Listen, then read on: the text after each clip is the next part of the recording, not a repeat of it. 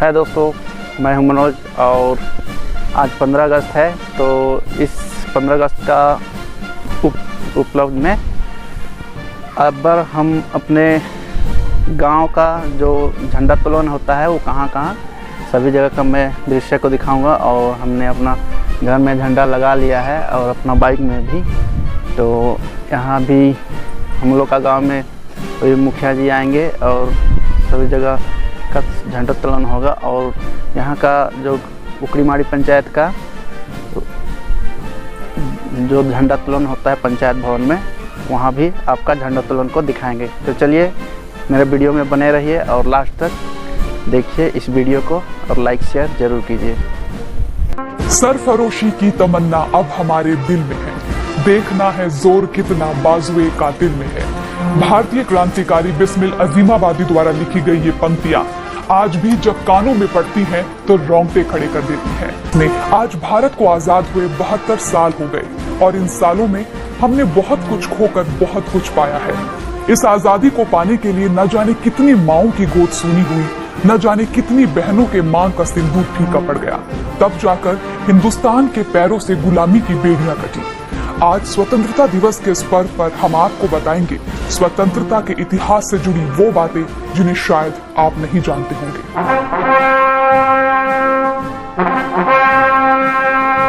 15 अगस्त 1947 ये तारीख इतिहास के पन्नों में तो अमर हुई ही, पर साथ ही इसने हर भारतीय के नाम के आगे से गुलामी शब्द को हमेशा हमेशा के लिए काट कर फेंक दिया।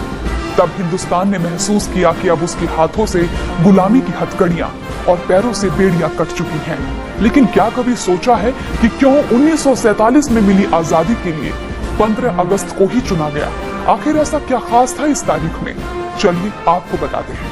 पहला कर्तव्य, पहला फर्ज किसी मुल्क के लिए, किसी कौम के लिए क्या होता है? पहला फर्ज है अपनी आज़ादी को मजबूत करना, कायम रखना। हर बात को इसी गज से नापना होता है जो चीज हमारे मुल्क की आज़ादी को कायम रखती है, हमारे मुल्क की एकता को कायम रखती है, हमारे मुल्क की तरक्की करती है कि नहीं।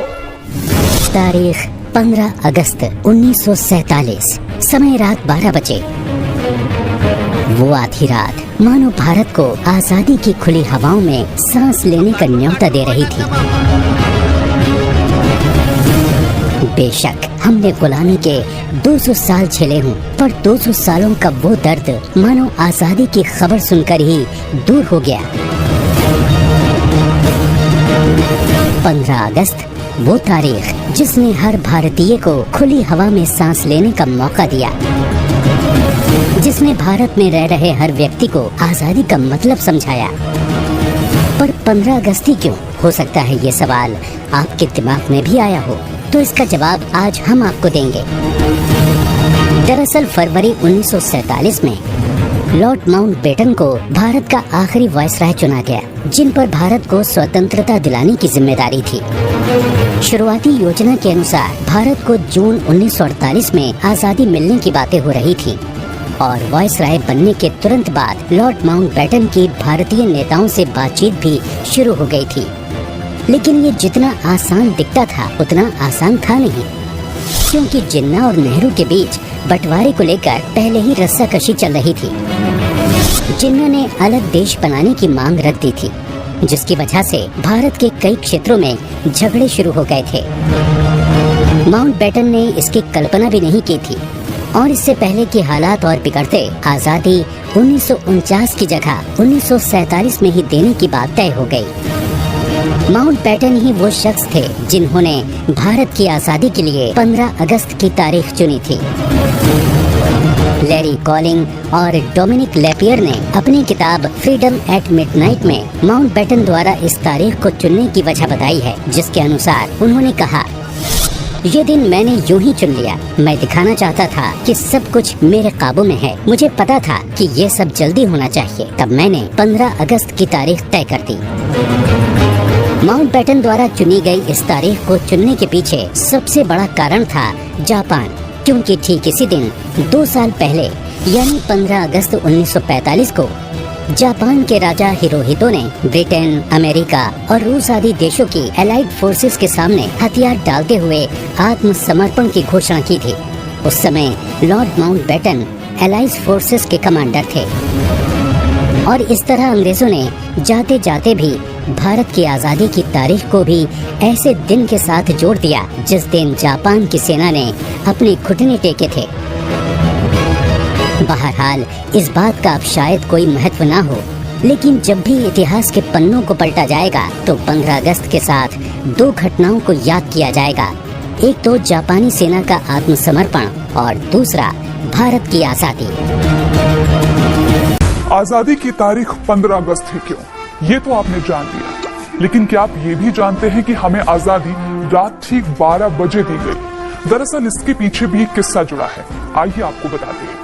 लॉर्ड माउंटबेटन ने आज़ादी मिलने की तारीख 3 जून 1948 से 15 अगस्त 1947 कर तो दी, पर इसे सुनकर देश के ज्योतिषियों में खलबली मच गई, क्योंकि उनके अनुसार ये तारीख शुभ नहीं थी। जिसके बाद एक उपाय निकाला गया। उन्होंने 14 और 15 अगस्त की रात 12 बजे का समय तय किया। पर बात यहीं खत्म नहीं हुई। ज्योतिषियों ने नेहरू जी के सामने शर्त रखी कि आपको अपनी स्पीच 11:51 से लेकर 12:39 के बीच में ही देनी होगी, जिसके बाद शंखनाद किया जाएगा जो आजाद भारत देश के जन्म की गूंज पूरी दुनिया में पहुंचाएगा। और इस तरह रात 12 बजे भारत को आजाद किया गया। स्वतंत्रता दिवस के मौके पर सभी स्कूलों, सरकारी कार्यालयों पर राष्ट्रीय ध्वज फहराया जाता है। भारत के प्रधानमंत्री राजधानी दिल्ली में लाल किले पर झंडा फहराते हैं और देश को संबोधित करते हैं। किया तो भारत के पहले प्रधानमंत्री नेहरू ने भी ऐसा ही था, बस फर्क इतना था कि वो तारीख 15 अगस्त नहीं बल्कि 16 अगस्त थी। 16 अगस्त को नेहरू जी ने लाल किले प्राचीर से आजादी के बाद पहली बार तिरंगा फहराया। अब आप सोच रहे होंगे कि झंडा तो 15 अगस्त को फहराया जाता है, तो नेहरू जी ने ऐसा क्यों किया? चलिए आपको बताता हूँ। 15 अगस्त की सुबह जो अपने साथ आजादी की खुशबू लेकर आई थी, हर भारतीय के चेहरे खुशी से खिले हुए थे।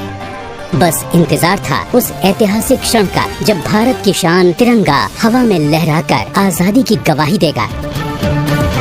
पर नेहरू ने सबसे पहले तिरंगा 15 अगस्त की शाम लाल किले पर नहीं बल्कि इंडिया गेट पर फहराया था।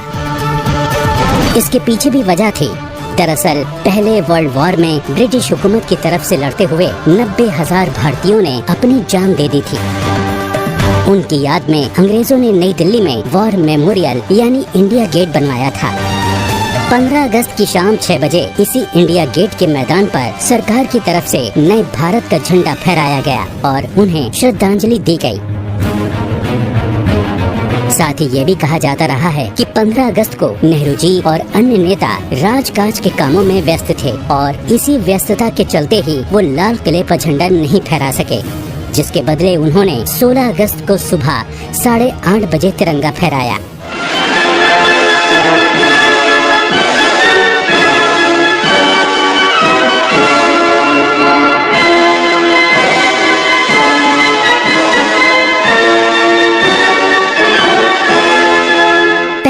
जैसे ही लाल किले पर झंडा फहराया गया, वैसे ही लाखों लोगों की उस भीड़ ने अद्भुत हर्ष ध्वनि की। ये पल इतना गौरवपूर्ण था कि भारत प्लासी की लड़ाई को भूल गया, 1857 के गदर और अमृतसर के नरसंहार को भूल गया। उसी समय आसमान में एक सुंदर इंद्रधनुष खिल उठा। लोगों ने कहना शुरू कर दिया कि ये इंद्रधनुष भगवान ने भेजा है। झंडा फहराने के बाद ही बूंदाबांदी होने लगी। इंद्रधनुष आसमान के आर पार तन गया। लगता था मानो झंडे के केसरिया, सफेद और हरे रंग से होड़ कर रहा हो। लाल किले से तिरंगे की बुलंदी बेशक 16 अगस्त को दिखी, लेकिन उसके बाद 15 अगस्त की पहचान इसकी लाल दीवारों से हमेशा हमेशा के लिए जुड़ गई।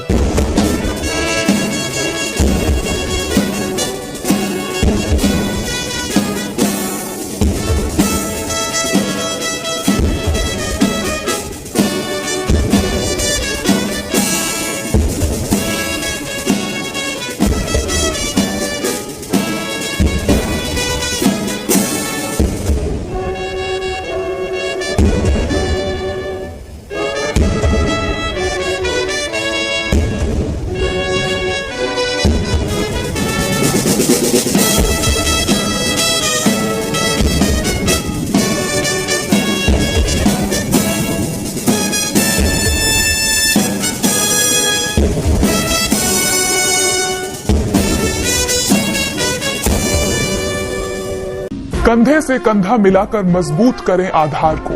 इंसानियत ही धर्म है, बस याद रखें उन शूरवीरों के त्याग को।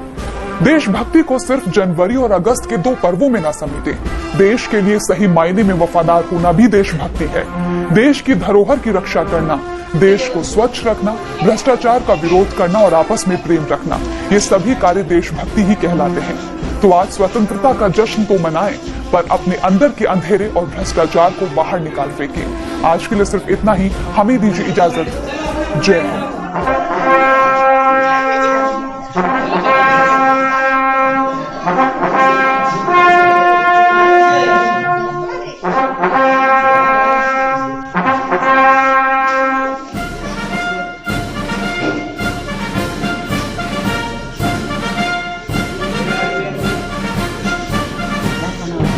मतलब